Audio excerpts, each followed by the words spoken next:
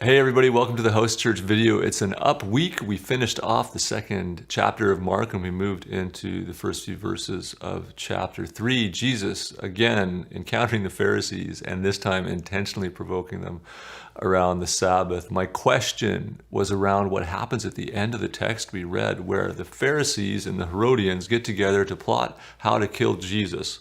So the Pharisees, who are all ticked off about Jesus not keeping the Sabbath, partner with a bunch of liberal Jews who don't keep the Sabbath to figure out how to kill him.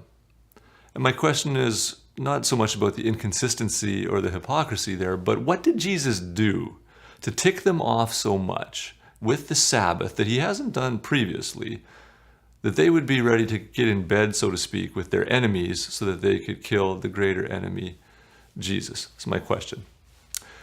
My light bulb moment came when I realized that Jesus has pushed them over these 5 encounters to a place where they are left with no choice. They have to make a decision about who Jesus is. They can no longer live in the, oh, he's just a good teacher place.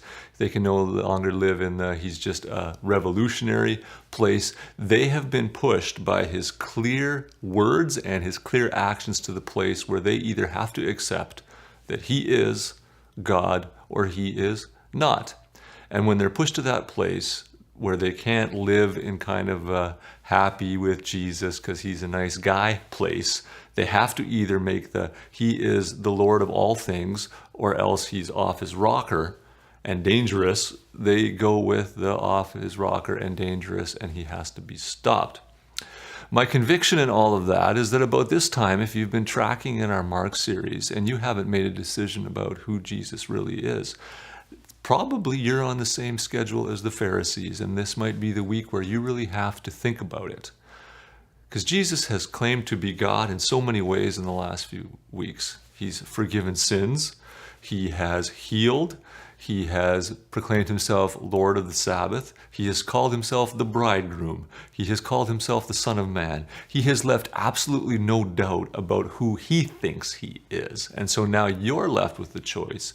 Who do you think he is? You either think Jesus is who Jesus says he is, or you have to think Jesus is crazy or dangerous. Anybody who claims to be God, we have to make a choice about. And most of the time our choice is not God.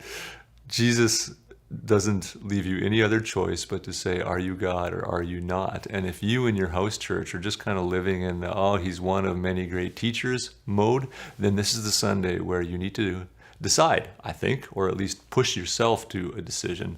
Maybe not today, but at some point it's clear you have to decide. Is Jesus who he says he is? Is he God?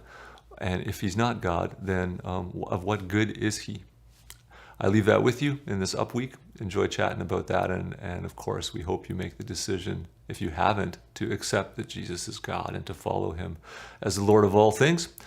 The alternative is for him to gradually lose significance in your life, and you don't necessarily kill him off with the aggression of the Pharisees, but he'll eventually, in some sense, be almost dead to you as you ignore him on the terms that he presents himself.